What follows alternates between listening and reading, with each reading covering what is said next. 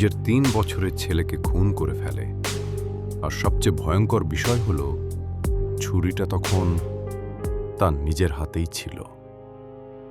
সে কাঁদছে না, সে চিৎকারও করছে না, বরং তার চোখে তখন একটা অদ্ভুত শূন্যতা, যেন সে নিজেও জানে না কিভাবে এটা ঘটল। কিন্তু তদন্তে যে সত্য বের হলো সেটা শুনে সবাই থমকে গিয়েছিল, কারণ এই খুনটা শুধু মানুষ করেছিল না, এর পেছনে ছিল এক ভয়ঙ্কর অদৃশ্য ছায়া, যেটা ধীরে ধীরে একটা পুরো পরিবারকে শেষ করে দিয়েছিল। ভূত FM, ওয়েলকাম ব্যাক। আপনাদের সবাইকে স্বাগত জানাচ্ছি। আমি তাফহিম। আশা করি সবাই ভালো আছেন, আমিও ভালো আছি। আজকে আমরা হাজির হয়েছি আরও একটি ভয়াবহ ঘটনা নিয়ে। শেষ পর্যন্ত শুনবেন, ভালো লাগবে। আর হ্যাঁ, চ্যানেলটি সাবস্ক্রাইব না করে থাকলে এখনই সাবস্ক্রাইব করে নিন। তাহলে চলুন ভয়ের রাজ্যে হারিয়ে যাই। ঘটনাটি পাঠিয়েছেন সাবিত আলম ভাই। তিনি যেভাবে লিখছেন আমি হুবহু সেভাবেই পড়ে শোনাচ্ছি। আসসালামু আলাইকুম। আমি মোহাম্মদ সাবিত আলম লিখছি, ময়মনসিংহ বিভাগ থেকে। যে যেখান থেকে আজকের এই ঘটনাটি শুনছেন, আল্লাহ আপনাদের সবাইকে খুশি রাখুন। আমি আপনাদের মাঝে একটি লম্বা ঘটনা নিয়ে হাজির হয়েছি। প্রিয় লিসেনার্স, আজ আমি আপনাদের মাঝে যে ঘটনাটি নিয়ে হাজির হয়েছি সেটি যেমন হৃদয় বিদারক, তেমনি মেরুদণ্ড দিয়ে ঠান্ডা বাতাস বয়ে যাওয়ার মতোই ভয়ানক। আজকের ঘটনাটি আমার কাছে শেয়ার করেছেন আরাবী নামের একজন ভদ্র মহিলা। তার সাথে আমার কিভাবে পরিচয় বা কোনো অবস্থায় আমি এই ঘটনাটি শুনেছিলাম, সেসব ভূমিকায় আমি আজ যাচ্ছি না। ঘটনাটি আরাবী আন্টি আমাকে যেভাবে বলেছেন, আমি ঠিক সেভাবেই আপনাদের সামনে তুলে ধরার চেষ্টা করছি। এবং অনিচ্ছাকৃত ভুল ত্রুটির জন্য রাসেল ভাইও আপনাদের নিকট ক্ষমা প্রার্থনা করছি। দয়া করে আয়াতুল কুরসি পড়ে নিন এবং আল্লাহর নামে ঘটনাটার ভেতরে প্রবেশ করুন। বলছেন আরাবী আন্টি, আসসালামু আলাইকুম। আমার নাম আরাবী। আমি বর্তমানে ঢাকার বাসিন্দা। আমি পেশায় একজন সাংবাদিক ছিলাম। আজ আমি যে ঘটনাটি আপনাদের কাছে শেয়ার করতে যাচ্ছি, সেটি আমার আত্মাকেও অন্তর থেকে যেন নাড়িয়ে দিয়েছিল। আমি একটা কথা বিশ্বাস করি যে একজন সাংবাদিক তার জীবনে অনেক বিপজ্জনক জিনিসই দেখে থাকেন, কিন্তু এই একটি ঘটনার পর আমার মানবজাতি বা মানবতার উপর থেকে বিশ্বাসটাই যেন একটা ব্ল্যাক হোলের অতল কোভারে হারিয়ে গেছে। এটা আসলে 1994 সালের একটি ঘটনা। একদিন সকালে আমি বারান্দায় চেয়ারে হেলান দিয়ে যখন সংবাদপত্র পড়ছিলাম, তখন আমার চোখ একটা ব্যাক পেজের বড় খবরে আটকে যায়। খবরটায় লেখা ছিল যে শিক্ষিত এবং বিত্তবান একজন গৃহিণী মহিলা তার নিজের ছোট শিশুকে জবাই করে মেরে ফেলেছে। এই খবরটা পড়ে আমার শরীরের লোমগুলো যেন শিউরে উঠেছিল। সেই মুহূর্তে আমি কৌতূহল নিয়ে যখন খবরটার বিস্তারিত পড়লাম, তখন জানতে পারলাম ঢাকার কোন এক এলাকার ধনী ও বিত্তবান একজন মহিলা তার নিজ সন্তানকে জবাই দিয়েছেন এবং জবাই করার পর বাচ্চাটাকে নিজের সন্তান হিসেবে মেনে নিতে অস্বীকৃতি জানিয়েছেন। তার বক্তব্য ছিল, আমি আমার সন্তানকে মারিনি, বরং এক শয়তান জিন আমাকে এই কাজ করতে বাধ্য করেছে। আমি জার্নালিজমের ক্যারিয়ারে এমন অনেক ঘটনাই শুনেছিলাম যেখানে একজন মা তার সন্তানকে হত্যা করেছেন, কিন্তু যারা এই কাজ করতেন তাদের কোনো না কোনো একটা কারণ বা অজুহাত থাকত। কিন্তু আমি খবরটা শুনে একেবারেই হতভম্ব হয়ে গেলাম। এই মহিলা নিজের সন্তানকে হত্যা করেছে, দোষ জিন জাতির উপর চাপিয়ে দিয়েছে। আমার মনে হচ্ছিল এই মহিলাটি হয়তো মানসিকভাবে অসুস্থ এবং নিজেকে বাঁচানোর জন্য সে এমন কথা বলছে। কিন্তু আমি কোনোভাবেই মানতে পারছিলাম না যে একজন মা এত নির্মম কিভাবে হতে পারে। আমি জানতাম মা হলেন এমন এক ব্যক্তি যিনি নিজের সন্তানের শরীরে একটি মশা মাছিও বসতে দেন না। আর উনি কিনা নিজের সন্তানের গলায় এমন নির্মমভাবে ছুরি চালিয়ে দিয়েছেন। আমার মনের ভেতরে সাংবাদিক সত্তা যেন জেগে উঠল এই খবর দেখার পর। আমি মনে মনে ভাবতে লাগলাম, এই ঘটনার পেছনে অবশ্যই বড় কোনো কাহিনী আছে, যা আমি জানার জন্যে মরিয়া হয়ে গিয়েছিলাম। আমি আমার অফিসে গিয়ে আমার বসের সাথে কথা বলি এবং জানাই যে আমি এই মহিলার উপর একটি স্টোরি করতে চাই। আমার কথা শুনে আমার বস আমাকে অনুমতি দিলেন এবং আমি পরের দিনই সেই মহিলার সঙ্গে দেখা করতে জেলে গিয়েছিলাম। মহিলার সন্তানের হত্যা হয়েছে, 2 সপ্তাহ পার হয়ে গেছে। কিন্তু যেহেতু তখনকার মিডিয়া এখনকার মিডিয়ার মতো এত ফাস্ট ছিল না, সেহেতু এই খবর সাংবাদিক প্যানেলের কাছে 2 সপ্তাহ পরে এসে পৌঁছায় এবং এরপরেই খবরটা পত্রিকায় প্রকাশিত হয়। আমার অনুমতিপত্র নিয়ে জেলের ভেতরে গিয়ে যখন আমি মেয়েটাকে জেলের ভেতর দেখতে পাই, তখন প্রথমে আমার সন্দেহ হতে লাগল, এই মেয়ে সেই হত্যাকারী? এটা কিভাবে সম্ভব? এটা হতেই পারে না। মেয়েটা দেখতে বেশ সুন্দর ও বেশ ছিমছাম, তাকে দেখেও যথেষ্ট শিক্ষিত মনে হচ্ছিল। এরপর যখন আমার সঙ্গে আসা পুলিশ কনস্টেবল বললেন, ম্যাম, এই সেই মেয়ে। ওনার কথা শুনে আমি অবাক হলেও এবার নিশ্চিত হলাম যে এটাই সেই মেয়ে। এরপর সেই পুলিশ সদস্য আমাকে বললেন, ম্যাম, আপনি এখানে একটু অপেক্ষা করুন, আমি মেয়েটাকে নিয়ে আসছি। যেহেতু আমি উপর মহল থেকে সুপারিশ করে এসেছিলাম, সেহেতু জেলের ভেতর আমাকে একদম ভিআইপি ট্রিটমেন্ট দেয়া হয়েছিল।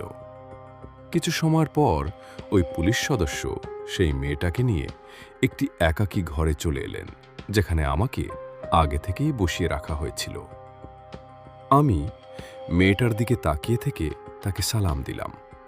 সে খুব সুন্দরভাবে আমার সালামের উত্তর দিল। আমি ওনাকে জিজ্ঞেস করলাম, আপু, আপনার নাম কি? উনি আমার প্রশ্নের উত্তরে যা বললেন, ওনার নাম মায়া। মেয়েটার হাতে তখন হাত করা ছিল। আমি সেই পুলিশ সদস্যকে বললাম, স্যার, দয়া করে আপনি একটু বাইরে গিয়ে দাঁড়ান, আমি ওনার সঙ্গে একটু কথা বলতে চাই। পুলিশ বাইরে চলে গেলেন। আমি মায়াকে আমার পরিচয় দিলাম এবং বললাম যে আমি তার উপর একটা স্টোরি করতে চাই। আমি ওনাকে প্রতিশ্রুতি দিলাম আমি ওনার কথাগুলো বিশ্বের সবার কাছে পৌঁছে দেব। এরপর তিনি সেই ঘটনাগুলো যেভাবে বলেছিলেন, আমি সেভাবেই আপনাদের শোনাতে চাই। বলছেন, মায়া, আমার নাম মায়া। আমি 1989 সালে আমার মাস্টার্স কমপ্লিট করি এবং এরপর আমাকে বিবাহ বন্ধনে আবদ্ধ হতে হয় আমার খালার ছেলের সাথে। আমার শ্বশুরবাড়িতে আমরা 5 সদস্য ছিলাম, আমি, আমার স্বামী, শাশুড়ি এবং আমার স্বামীর বড় ভাই ও উনার স্ত্রী, অর্থাৎ আমার জেঠো এবং জেঠানি। আমার শ্বশুর অনেক আগে দুনিয়ার মায়া কাটিয়ে আল্লাহর দরবারে চলে গিয়েছিলেন। আমার বিয়ের 2-3 বছর খুব ভালো কেটেছিল। আমার জেঠানির বিয়ের বয়স তখন 6 থেকে 7 বছর হয়ে গিয়েছিল, কিন্তু তখনও তাদের কোনো সন্তান ছিল না। যেমন আগের দিনে শাশুড়িরা ছিলেন ছেলের বউয়ের বদনাম করা, প্রতিটি কথায় খোঁচা দেয়া, ঠিক তেমনই ছিলেন আমার শাশুড়ি আম্মাও। উনার এই কাজটা আমারও খুব খারাপ লাগত, কিন্তু কিছু করার ছিল না, কারণ তিনি বয়সে বড়, মুরব্বী। তাই ইচ্ছে থাকা সত্ত্বেও আমার কিছু বলার ছিল না। বিয়ের পরে আমি আল্লাহর রহমতে অন্তঃসত্ত্বা হয়ে গেলাম এবং পরের বছরেই খুব সুন্দরভাবে মা হওয়ার নেয়ামত লাভ করলাম। আমার মা হওয়ার পরপরই যেন সব কিছু বদলে গেল। আমার জেঠানির উপর শাশুড়ির দেয়া চাপ আরও বেড়ে গেল। আমি মানছি আমার জেঠানি খারাপ মহিলা ছিলেন না, কিন্তু প্রতিদিনের খোঁচা, অপমান আর মানসিক যন্ত্রণা ওনার ভেতরটাকে ধীরে ধীরে বদলে দিচ্ছিল। আমি মা হওয়ার পর আমার এমন মনে হলো যেন আমার জেঠানি আর আগের মতো নেই। আগে আমরা একসাথে ঘুরতাম, শপিং করতাম, বন্ধুর মতো কথা বলতাম, কিন্তু এখন উনি নিজেকে ঘরের ভেতরেই বন্দি করে ফেললেন। আমার স্বামী এবং তার ভাই অনেকবার আমার শাশুড়িকে বোঝানোর চেষ্টা করেছেন, কিন্তু কোনো লাভ হয়নি, বরং অত্যাচার চলতেই থাকে। তারপর আমি লক্ষ্য করলাম আমার জেঠানি হঠাৎ করে কাউকে কিছু না জানিয়ে কোথায় যেন চলে যেতেন, এবং ফেরার সময় উনার হাতে থাকত ব্যাগ ভর্তি কিছু জিনিস, কিন্তু সেগুলো আগের মতো আমাকে দেখাতেন না, বরং চুপচাপ নিজের ঘরে নিয়ে যেতেন। আমাদের বাড়িটা অনেক বড় ছিল, আর বাড়ির একেবারে শেষ কোণে একটা ছোট ঘর ছিল। আমি কখনোই ওই ঘরে যাইনি। আমি ভাবতাম ওটা হয়তো স্টোর রুম, কিন্তু আমি লক্ষ্য করতাম জেঠানি যখনই আসতেন, তিনি যেসব জিনিস নিয়ে আসতেন সব কিছু ওই শেষের ঘরে তালা দিয়ে রাখতেন। এক রাতে আমার বাচ্চার কান্নার শব্দে আমার ঘুম ভেঙে গেল। আমি ভাবলাম ওর হয়তো ক্ষুধা লেগেছে, তাই আমি ফিডার বানাতে রান্নাঘরের দিকে গেলাম। রান্নাঘরে ঢুকতেই আমার মনে হলো বাড়ির মধ্যে যেন হালকা ধোঁয়া ছড়িয়ে আছে। প্রথমে আমি ভয় পেয়ে গেলাম, ভাবলাম আগুন লেগেছে নাকি। আমি চারদিকে খুঁজতে লাগলাম ধোঁয়াটা কোথা থেকে আসছে। এরপর আমার চোখ গেল সেই শেষের ঘরের দিকে। আমি দেখলাম ঘরের ভেতরে আলো জ্বলছে, এবং সেই আলো থেকে ধোঁয়া বের হয়ে আমার ঘর পর্যন্ত চলে এসেছে। আমি ধীরে ধীরে ঘরের দিকে এগিয়ে গেলাম। যখন আমি ঘরের কাছে গিয়ে ভেতরে উঁকি দিলাম, তখন যা দেখলাম সেটা দেখে আমার পুরো শরীর জমে গেল। ঘরের ভেতর আমার জেঠানি মাটিতে গোল করে একটা বৃত্ত এঁকে সেই বৃত্তের ভেতরে বসে আছে। ওনার চুনগুলো পুরো এলোমেলো, কপালের মাঝখানে কালো তিলকের মতো একটা দাগ, চারপাশে জ্বলছে আগুন, লাকড়ি, আর সেই আগুনের পাশে একটা মানুষের মাথার খুলি। এই দৃশ্য দেখে আমি যেন পাথর হয়ে গেলাম। তারপর কাঁপা কাঁপা গলায় বললাম, ভাবি, এসব কি করছেন আপনি? আমার কথা শুনে উনি ধীরে ধীরে আমার দিকে তাকালেন। ওনার চোখ লাল, রক্তের মতো লাল। সেই দৃষ্টি এমন ছিল যেন উনি আর আগের সেই মানুষটা নেই। আমি ওই দৃষ্টি সহ্য করতে পারছিলাম না। আমার মনে হচ্ছিল ওই চোখের ভেতর কিছু একটা আছে, ভয়ঙ্কর, অস্বাভাবিক। আমি আর এক সেকেন্ডও দাঁড়াতে পারিনি। আমি দৌড়ে নিজের ঘরে চলে গেলাম, দরজা বন্ধ করে বিছানায় পড়ে গেলাম। আমি এতটাই ভয় পেয়েছিলাম যে আমার বাচ্চার জন্য বানানো দুধও চুলায় রেখেই চলে এসেছিলাম, এবং বাচ্চাটাকে না খাইয়েই আমি ঘুমিয়ে পড়লাম। সকালে উঠে যখন ভাবির দিকে তাকালাম, দেখলাম তিনি একদম স্বাভাবিক, যেন কিছুই হয়নি। আমি ভাবলাম আজকে সবাই চলে গেলে আমি ওনাকে জিজ্ঞেস করব, কারণ আমি বুঝে গিয়েছিলাম তিনি যা করছিলেন সেটা কোনোভাবেই ভালো কিছু না। আমি আগে নাটক সিনেমায় দেখেছি মানুষ এইভাবে বৃত্ত এঁকে ধ্যান করে, আর এর মাধ্যমে কালো জাদু করা হয়। সকালবেলা আমার স্বামী আর তার ভাই কাজে চলে গেলেন। আমি সুযোগ পেয়ে ভাবির কাছে গেলাম। আমি বললাম, ভাবি, গতরাতে আপনি কি করছিলেন? ভাবি শাশুড়ির ঘরের দিকে ইশারা করে বললেন, এই বুড়ি আমার জীবন নরক বানিয়ে দিয়েছে, আমি ওকে ছাড়ব না। আমি অবাক হয়ে বললাম, ভাবি, এটা তো ঠিক না, উনি তো আমাদের বড় মুরব্বি, আমাদের উচিত উনাদের সম্মান করা। আমার কথা শুনে ভাবির মুখের অভিব্যক্তি বদলে গেল। তিনি বড় বড় চোখে আমার দিকে তাকিয়ে বললেন, মায়া, তুমি জানো না সন্তান না হওয়ার কষ্টটা কেমন। একদিকে এই কষ্ট, আর অন্যদিকে এই বুড়ির প্রতিদিনের অপমান। আমি ওকে ছাড়ব না। তারপর তিনি রাগে চোখ বড় করে আমার দিকে তাকিয়ে বললেন, তোমার জন্য ভালো হবে এই ব্যাপারে নাক না গলানো, আর কাউকে কিছু না বলা। আমি চুপ করে গেলাম, কারণ আমি বুঝে গিয়েছিলাম বিষয়টা খুবই বিপজ্জনক। কিন্তু আমি তখনও জানতাম না এই প্রতিশোধ কতটা ভয়ঙ্কর রূপ নিতে যাচ্ছে। এরপর কয়েকদিন যেতে না যেতেই আমার শাশুড়ি অভিযোগ করতে শুরু করলেন।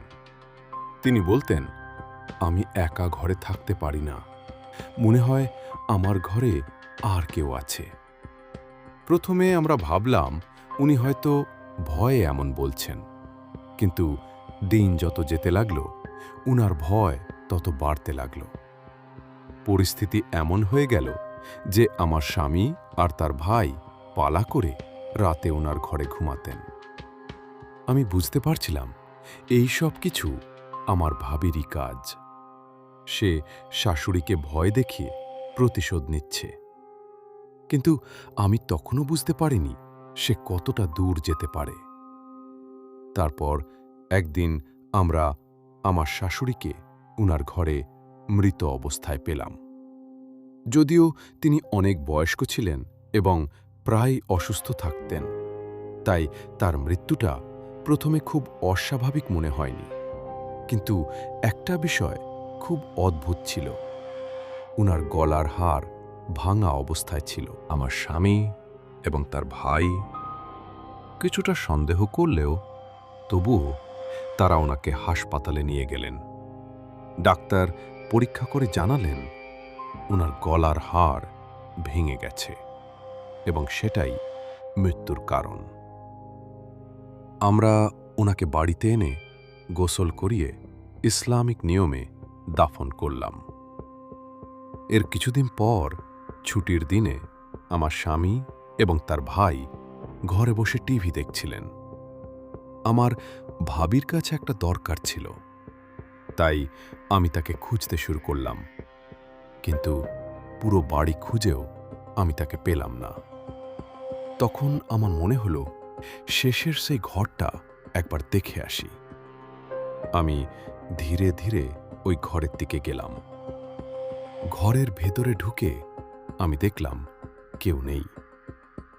আমি একটু বিরক্ত হয়ে ফিরে আসতে যাচ্ছিলাম, ঠিক তখনই আমার চোখ একটা জিনিসের উপর আটকে গেল। আমি ধীরে ধীরে ওটার কাছে গেলাম। ওটা ছিল একটা পুতুল, কিন্তু সাধারণ পুতুল না। ওটার চেহারা অত্যন্ত কুৎসিত, আর সবচেয়ে ভয়ঙ্কর বিষয় ছিল পুতুলটার মুখে লেখা আমার শাশুড়ির নাম। আর পুতুলটার গলা এমনভাবে ভাঙা যেন ঠিক আমার শাশুড়ির মতোই। সেই মুহূর্তে সব কিছু আমার মাথায় পরিষ্কার হয়ে গেল। আমি বুঝে গেলাম আমার ভাবি কি করেছে। আমি সেই পুতুলটা তুলে নিলাম এবং দ্রুত আমার স্বামী আর তার ভাইয়ের কাছে গেলাম। আমি তাদের সামনে সব কিছু খুলে বললাম, কিভাবে আমার ভাবির এই জাদুর কারণে আমার শাশুড়ির মৃত্যু হয়েছে। সব শুনে আমার স্বামী আর তার ভাই একদম ভেঙে পড়লেন। তখনই আমার স্বামীর বড় ভাই রাগে ফেটে পড়লেন। তিনি বললেন, যদি এই পুতুলটা না পাওয়া যেত তাহলে আমি কখনো জানতে পারতাম না আমি আমার মায়ের খুনির সাথে সংসার করছি। এটা বলেই তিনি আমার ভাবির দিকে তাকালেন, আর ভাবি বুঝে গেল তার গোপন সত্য ফাঁস হয়ে গেছে। পরের মুহূর্তেই তিনি বাড়িতে ঢুকলেন এবং সবাই মিলে তাকে ঘিরে ধরল। আমার স্বামীর বড় ভাই রাগের মাথায় তার চুল ধরে ফেললেন এবং তাকে মারতে শুরু করলেন ভয়ঙ্করভাবে। এত মারলেন যে ভাবি আর সহ্য করতে পারলেন না। অবশেষে তিনি স্বীকার করলেন, হ্যাঁ, তিনি জাদুর মাধ্যমে তার শাশুড়িকে হত্যা করেছেন। তারপর পরিস্থিতি পুরো ভেঙে পড়ল। আমার স্বামীর বড় ভাই বললেন, তুমি যদি ধরা না পড়তে তাহলে আমি সারা জীবন আমার মায়ের খুনির সাথে থাকতাম। এবং তখনই তিনি তাকে তালাক দিলেন। ভাবি বাড়ি থেকে বেরিয়ে গেলেন, কিন্তু যাওয়ার আগে তিনি আমার দিকে তাকিয়ে বললেন, তুমি আমার সংসার ভেঙেছ মায়া, আমি তোমার জীবনও ভাঙব। এরপর থেকেই আমার জীবনে শুরু হলো অদ্ভুত সব ঘটনা। আমি অনেক কিছুই ভুলে যেতে শুরু করলাম। কখনো আমার স্বামী বলতেন, তুমি আমার বড় ভাইয়ের সাথে খারাপ ব্যবহার করেছ, কিন্তু আমি কিছুই মনে করতে পারতাম না। একদিন আমি আয়নায় দাঁড়িয়েছিলাম। হঠাৎ মনে হলো আমার পেছনে আমার ভাবির মতো একজন মহিলা এবং তার মুখে এক বিশাল শয়তানি হাসি। দেখতে শুরু করলাম, কালো কুকুর আমার দিকে ছুটে আসছে, আমার শরীর আঁচড়ে দিচ্ছে। আমি ধীরে ধীরে ভেঙে পড়ছিলাম। কিন্তু সবচেয়ে ভয়ঙ্কর দিনটা ছিল যেদিন আমি ঘুম থেকে উঠে দেখি আমার 3 বছরের ছেলের লাশ, তার গলা কাটা, আর ছুরিটা আমার হাতে। আমি চিৎকার করে উঠলাম। আমার স্বামী আর তার ভাই ঘরে ঢুকে এই দৃশ্য দেখে পুরো ভেঙে পড়লেন। তারপর পুলিশ এসে আমাকে গ্রেফতার করল এবং এখন আমি এই জেলের মধ্যে আছি। এই ছিল মায়ার জীবনের ঘটনা। গল্প শেষ করে আরাবি আন্টি বললেন, তিনি জানেন না পুলিশকে খবরটা কে দিয়েছে। পরে তিনি থানায় খোঁজ নিয়ে জানতে পারেন এই খবর দিয়েছিল তার ভাবি। আজকের ঘটনা আমাদের শেখায় অশুভ শক্তি সাময়িকভাবে জিততে পারে, কিন্তু শেষ বিচার একমাত্র আল্লাহর হাতে। এই দুনিয়া শুধু পরীক্ষা, আর সত্য সব সময় চূড়ান্তভাবে বিজয়ী হয়। যদি এমনই আরও বাস্তব ও ভয়ঙ্কর ঘটনা শুনতে চান তাহলে চ্যানেলটি সাবস্ক্রাইব করুন। আল্লাহ হাফেজ। দ্বিতীয় ইমেলের ঘটনাটি পড়ে শোনাচ্ছি। আজকের ঘটনাটা পাঠিয়েছেন নওগাঁর এক ভাই। তিনি অনুরোধ করেছেন তার নাম এবং গ্রামের পরিচয় গোপন রাখতে, কারণ আজও সেই গ্রামের মানুষ রাত নামার পর ওই দিঘির পাশ দিয়ে হাঁটতে ভয় পায়। ঘটনাটা আমি ঠিক যেমন শুনেছি হুবহু তেমনভাবেই আপনাদের সামনে তুলে ধরছি। আমাদের গ্রামে একটা পুরনো দিঘি আছে। দিঘিটা এতটাই পুরনো যে গ্রামের সবচেয়ে বৃদ্ধ মানুষটাও বলতে পারে না এটা কবে খনন করা হয়েছিল। চারপাশে বিশাল বিশাল বটগাছ, ঝুলে থাকা শেকড়, আর সবসময় একটা অদ্ভুত ঠান্ডা বাতাস। দিনের বেলাতেও জায়গাটা কেমন যেন অস্বস্তিকর লাগত, আর রাতে কেউ ভুলেও সেখানে যেত না। গ্রামের সবাই দিঘিটার নাম দিয়েছিল কালো দিঘি, কারণ রাত হলে দিঘির পানি কেমন যেন কালো হয়ে যেত। চাঁদের আলো পর্যন্ত ঠিকমতো পানিতে পড়ত না। ছোটবেলা থেকে আমরা শুনতাম ওই দিঘিতে কিছু একটা আছে। কেউ বলতো জিন, কেউ বলতো ডুবে মারা যাওয়া মানুষের আত্মা, আবার কেউ বলতো অনেক বছর আগে সেখানে নাকি ভয়ঙ্কর কিছু সাধনা হয়েছিল। আমি এসব বিশ্বাস করতাম না। তখন আমার বয়স প্রায় 22। বন্ধুদের মধ্যে সাহসী হিসেবেই পরিচিত ছিলাম। ভূত প্রেত নিয়ে হাসাহাসি করতাম। আমার সবচেয়ে কাছের বন্ধু ছিল রায়হান। একদিন সন্ধ্যার পর আমরা কয়েকজন চায়ের দোকানে বসে গল্প করছিলাম। হঠাৎ কথা উঠল কালো দিঘি নিয়ে। দোকানের বৃদ্ধ মালিক ধীরে ধীরে বললেন, রাত 12টার পর ওই দিঘির দিকে তাকাবি না, কারণ দিঘি তখন মানুষ ডাকে। আমরা সবাই হেসে উঠলাম। রায়হান মজা করে বলল, দিঘি আবার মানুষ ডাকে নাকি? বৃদ্ধ লোকটা তখন চুপচাপ আমাদের দিকে তাকিয়েছিল। তারপর খুব নিচু গলায় বলল, যারে ডাকে সে আর আগের মতো থাকে না। কথাটা শুনে কয়েক সেকেন্ডের জন্য দোকানটা একদম নীরব হয়ে গিয়েছিল, কিন্তু আমরা পাত্তা দেইনি।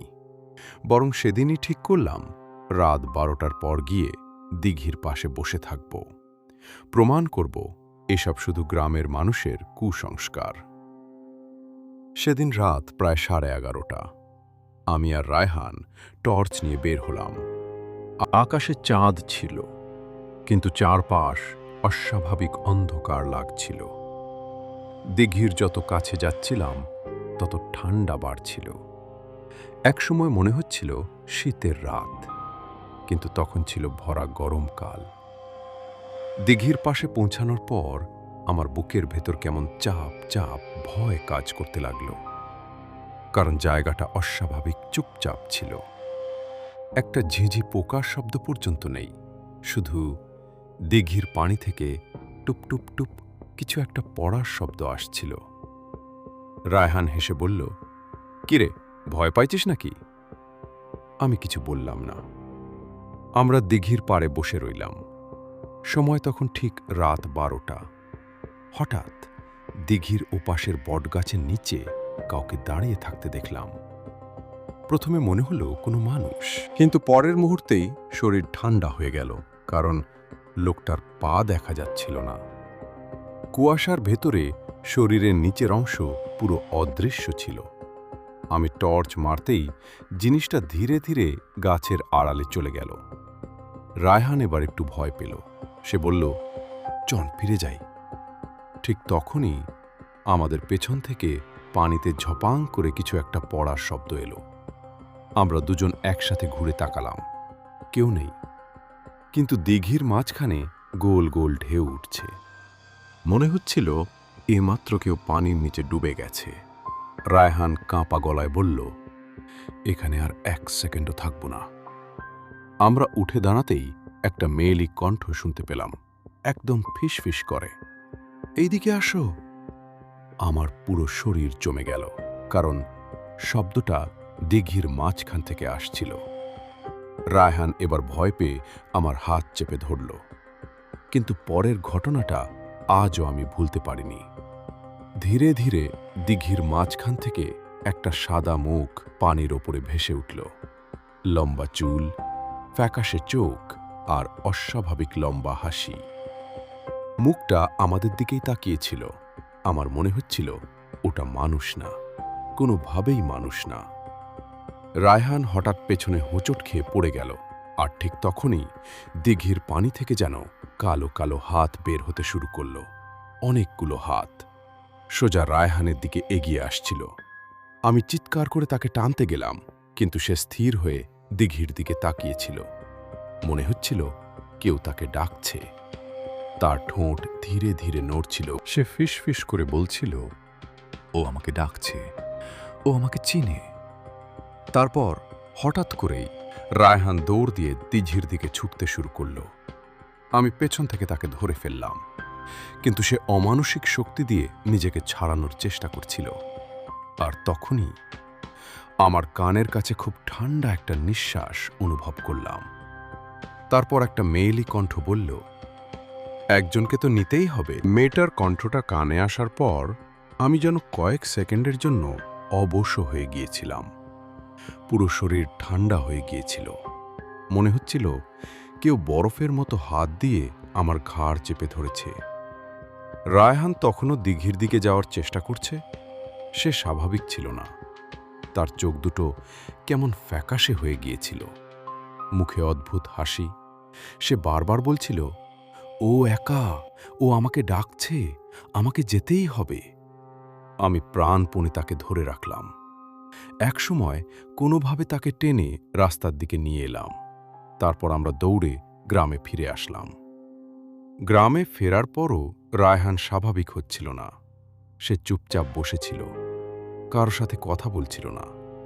তার মা বারবার জিজ্ঞেস করছিল, কি হয়েছে? কিন্তু সে শুধু একবার বলল, দিঘির নিচে কেউ আছে। সেদিন রাতেই রায়হানের জ্বর এলো, অনেক বেশি জ্বর। কিন্তু ভয়ঙ্কর ব্যাপারটা ছিল, জ্বরের মধ্যেও সে একই কথা বলছিল, ও পানির নিচে আটকে আছে, ও আমাকে ডাকছে, ও একা না। পরদিন সকালে আমি ওকে দেখতে গেলাম। ঘরে ঢুকতেই একটা অদ্ভুত গন্ধ পেলাম, কেমন যেন পচা কাদার গন্ধ। রায়হান বিছানায় বসে জানলার দিকে তাকিয়েছিল। আমি ডাকতেই সে ধীরে ধীরে আমার দিকে তাকালো। আমি ভয় পেয়ে গেলাম, কারণ তার চোখের নিচে কালো দাগ পড়ে গিয়েছিল, মুখ শুকিয়ে গেছে, আর চোখ দুটো কেমন যেন অস্বাভাবিক লাগছিল। সে নিচু গলায় বলল, কাল রাতে ও আবার এসেছিল। আমি জিজ্ঞেস করলাম, কে? রায়হান কিছুক্ষণ চুপ থেকে বলল, দিঘির মেয়েটা। আমার বুক ধক করে উঠল। সে বলতে শুরু করল, আমি ঘুমিয়েছিলাম, হঠাৎ শুনলাম কেউ জানলার বাইরে দাঁড়িয়ে ডাকছে, রায়হান, রায়হান। আমি জানলার দিকে তাকাতেই দেখি ভেজা চুলওয়ালা একটা মেয়ে দাঁড়িয়ে আছে। তার শরীর থেকে পানি পড়ছিল, আর তার চোখ। এই পর্যন্ত বলেই রায়হান কাঁপতে শুরু করল।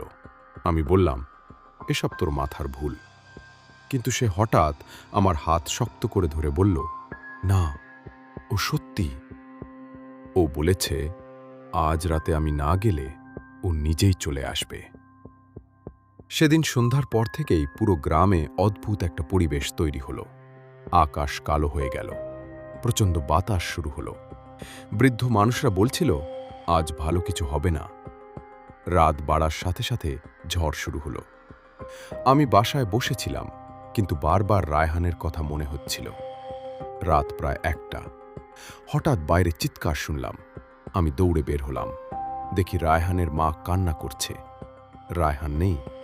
ঘরের দরজা খোলা, জানলার নিচে কাদা আর ভেজা পায়ের ছাপ। সবগুলো ছাপ একই দিকে গেছে, কালো দিঘির দিকে। আমি আর গ্রামের কয়েকজন টর্চ নিয়ে দৌড় দিলাম। ঝড়ের মধ্যে পুরো রাস্তা কাঁপছিল, গাছগুলো ভয়ঙ্করভাবে দুলছিল। দিঘির কাছে পৌঁছানোর পর আমরা সবাই থেমে গেলাম, কারণ দিঘির পাড়ে রায়হান দাঁড়িয়েছিল। সে একদম স্থির, মাথা নিচু, আর তার সামনে পানির ওপর দাঁড়িয়েছিল সেই মেয়েটা। হ্যাঁ, সে পানির ওপরে দাঁড়িয়েছিল। তার সাদা কাপড় পুরো ভেজা, চুল মুখ ঢেকে রেখেছে, চারপাশে কুয়াশা ঘুরছে। আমাদের টর্চের আলো পর্যন্ত ঠিকমতো তার গায়ে পড়ছিল না। হঠাৎ মেয়েটা ধীরে ধীরে মাথা তুলল, আর আমি যা দেখলাম আজও দুঃস্বপ্নে দেখি। তার চোখ ছিল পুরো কালো, একদম গভীর অন্ধকারের মতো, আর তার ঠোঁট কেটে অস্বাভাবিক বড় হাসি তৈরি হয়েছিল। সে ধীরে ধীরে হাত বাড়ালো রায়হানের দিকে। রায়হানও পানির দিকে হাঁটতে শুরু করল। আমরা সবাই চিৎকার করলাম, কিন্তু সে শুনছিল না। মনে হচ্ছিল সে ঘোরের মধ্যে আছে। আমি দৌড়ে গিয়ে তাকে ধরতে গেলাম। ঠিক তখনই দিঘির পানি হঠাৎ প্রচণ্ডভাবে কাঁপতে শুরু করল। মনে হচ্ছিল নিচে বিশাল কিছু নড়ছে। তারপর পানির ভেতর থেকে অসংখ্য হাত বের হয়ে এলো, কালো, পচা, মানুষের হাতের মতো। ওগুলো রায়হানের পা ধরে টানতে লাগলো। রায়হান তখন বিকট চিৎকার করছে।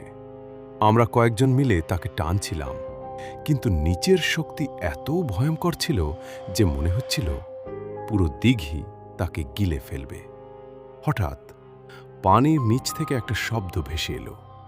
অনেকগুলো মানুষের কণ্ঠ একসাথে বলছে, ওকে দিয়ে দাও, ও আমাদের। তারপর দিঘির মাঝখানে ধীরে ধীরে কিছু একটা ভেসে উঠল। একটা পুরনো লোহার বাক্স। পুরো বাক্সে অদ্ভুত চিহ্ন আঁকা, আর বাক্সটার ওপর বসেছিল একটা ছোট বাচ্চা। তার শরীর ভেজা, মুখ নিচু। সে ধীরে ধীরে মাথা তুলতেই আমাদের পাশের এক লোক চিৎকার দিয়ে মাটিতে পড়ে গেল, কারণ বাচ্চাটার পুরো মুখে কোনো চোখ ছিল না, শুধু কালো ফাঁকা গর্ত, আর সে হাসছিল। ঠিক তখনই রায়হান হঠাৎ থেমে গেল। তারপর খুব ধীরে ধীরে আমাদের দিকে তাকিয়ে বলল, ওরা বের হতে চায়।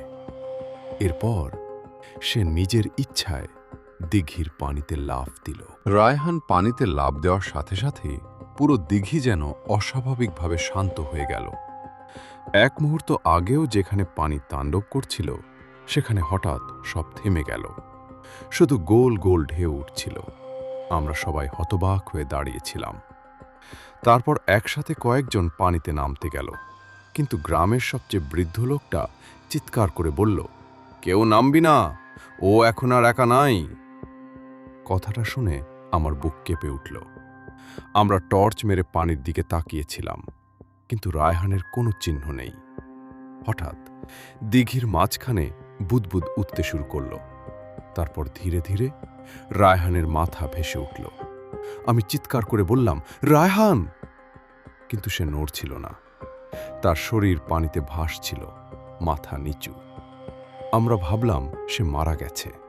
ঠিক তখনই সে খুব ধীরে ধীরে মাথা তুলল, আর আমি জীবনে প্রথমবার সত্যিকারের আতঙ্ক কি জিনিস বুঝেছিলাম। কারণ ওটা রায়হানের মুখ ছিল না, তার চোখ পুরো কালো হয়ে গিয়েছিল, ঠোঁট ছিঁড়ে কান পর্যন্ত উঠে গেছে, আর তার মুখে এমন একটা হাসি ছিল যেটা কোনো মানুষের হতে পারে না। সে পানির ওপর দাঁড়িয়ে গেল, হ্যাঁ, একদম দাঁড়িয়ে গেল। তারপর খুব অদ্ভুত গলায় বলল, অনেক বছর পর দরজা খুলেছে। তার কণ্ঠ একা ছিল না, মনে হচ্ছিল অনেকগুলো মানুষ একসাথে কথা বলছে, একসাথে নারী, পুরুষ, বাচ্চার কণ্ঠ। চারপাশের বাতাস হঠাৎ বরফের মতো ঠান্ডা হয়ে গেল। আমাদের টর্চ একে একে নিভে যেতে লাগল, আর তখনই দিঘির চারপাশের ছায়াগুলো দেখা দিতে শুরু করল। অনেকগুলো মানুষ দাঁড়িয়ে আছে, কিন্তু তারা মানুষ না। কারো হাত অস্বাভাবিক লম্বা, কারো মাথা কাত হয়ে আছে, কারো পুরো শরীর ভেজা। তারা সবাই ধীরে ধীরে দিঘির দিকে হাঁটছিল। বৃদ্ধ লোকটা কাঁপা গলায় বলল, ওরা যারা ডুবে মারা গেছে, ওরা ফিরে আসছে। হঠাৎ দিঘির মাঝখানের পানি ফেটে গেল। মনে হচ্ছিল নিচ থেকে বিশাল কিছু উঠছে। তারপর আমরা একটা ভয়ঙ্কর জিনিস দেখলাম। পানির নিচে একটা বিশাল দরজার মতো কিছু ছিল, পুরনো, কালো, লোহার তৈরি। দরজাটার গায়ে অদ্ভুত সব চিহ্ন, আর দরজার ফাঁক দিয়ে কালো ধোঁয়ার মতো কিছু বের হচ্ছিল। সেই ধোঁয়ার ভেতর অসংখ্য মুখ দেখা যাচ্ছিল। তারা কাঁদছিল, চিৎকার করছিল, সাহায্য চাইছিল। আমি আর দাঁড়িয়ে থাকতে পারছিলাম না, মনে হচ্ছিল পাগল হয়ে যাব। হঠাৎ সেই মেয়েটা আবার দেখা দিল। সে এবার একদম দিঘির পাড়ে দাঁড়িয়েছিল। ধীরে ধীরে সে আমার দিকে তাকালো, তারপর বলল, একজন এসেছিল, এখন আরেকজন লাগবে। এ কথা বলেই সে হাত বাড়ালো আমার দিকে। সাথে সাথে আমার মাথার ভেতর প্রচণ্ড শব্দ শুরু হলো। মনে হচ্ছিল কেউ আমাকে পানির দিকে টানছে। আমি হাঁটতে শুরু করলাম, চাইলেও থামতে পারছিলাম না। পেছন থেকে গ্রামের মানুষ আমাকে ধরে রাখার চেষ্টা করছিল, কিন্তু আমার শরীর যেন নিজের নিয়ন্ত্রণে ছিল না। আমি শুধু দিঘির দিকে হাঁটছিলাম, আর তখনই বৃদ্ধ লোকটা নিজের গলার তাবিজ ছিঁড়ে পানিতে ছুঁড়ে মারল। সাথে সাথে বিকট চিৎকার শোনা গেল। দিঘির পানি প্রচণ্ডভাবে কাঁপতে শুরু করল। কালো ধোঁয়াগুলো পাগলের মতো ঘুরতে লাগল। মেয়েটা হঠাৎ ভয়ঙ্কর চিৎকার দিল। তার মুখ বিকৃত হয়ে গেল, চোখ থেকে কালো পানি বের হতে লাগল। তারপর এক এক করে সব ছায়াগুলো পানির নিচে টেনে নামতে শুরু করল। রায়হানও ধীরে ধীরে ডুবে যাচ্ছিল। আমি চিৎকার করে তার দিকে দৌড় দিলাম, কিন্তু সে শুধু আমার দিকে তাকিয়ে হাসল। তারপর বলল, ওরা আবার ডাকবে। এরপর সে পানির নিচে চলে গেল, একদম অদৃশ্য। সেদিনের পর 3 দিন পর্যন্ত পুরো গ্রামের মানুষ দিঘির পাশে যায়নি। চতুর্থ দিনের সকালে দিঘির পাড়ে রায়হানের লাশ পাওয়া যায়, কিন্তু তার শরীরে এক ফোঁটা পানিও ছিল না। মনে হচ্ছিল সে কখনো পানিতে নামেইনি। সবচেয়ে ভয়ঙ্কর ব্যাপারটা ছিল, মারা যাওয়ার পরও তার মুখে সেই হাসিটা ছিল। এরপর থেকে গ্রামের মানুষ দিঘিটার চারপাশে বাঁশের বেড়া দেয়। মাগরিবের পর কেউ সেখানে যায় না, কারণ এখনো মাঝরাতে সেখানে মেয়েলি কণ্ঠ শোনা যায়, এই দিকে আসো, অনেকেই দাবি করেছে রাতে দিঘির পানির ওপর একজন ছেলেকে দাঁড়িয়ে থাকতে দেখা যায়। ফ্যাকাশে মুখ, কালো চোখ আর ঠোঁটে ভয়ঙ্কর হাসি। গ্রামের মানুষ বিশ্বাস করে সেটা রায়হান। আর সবচেয়ে ভয়ঙ্কর কথা হলো, আজও নাকি প্রতি কয়েক বছর পর পর গ্রাম থেকে একজন মানুষ হঠাৎ নিখোঁজ হয়ে যায়, আর তাদের সবার শেষ অবস্থান থাকে সেই কালো দিঘির পাশে। সম্ভবত দরজাটা এখনো পুরোপুরি বন্ধ হয়নি। যারা এতক্ষণ আমাদের সাথে ছিলেন তাদেরকে অসংখ্য ধন্যবাদ। আশা করছি ঘটনাটা ভালো লাগছে। আর হ্যাঁ, আপনাদের পছন্দের চ্যানেল ভূত এফএম ডার্ক এখনই সাবস্ক্রাইব করুন।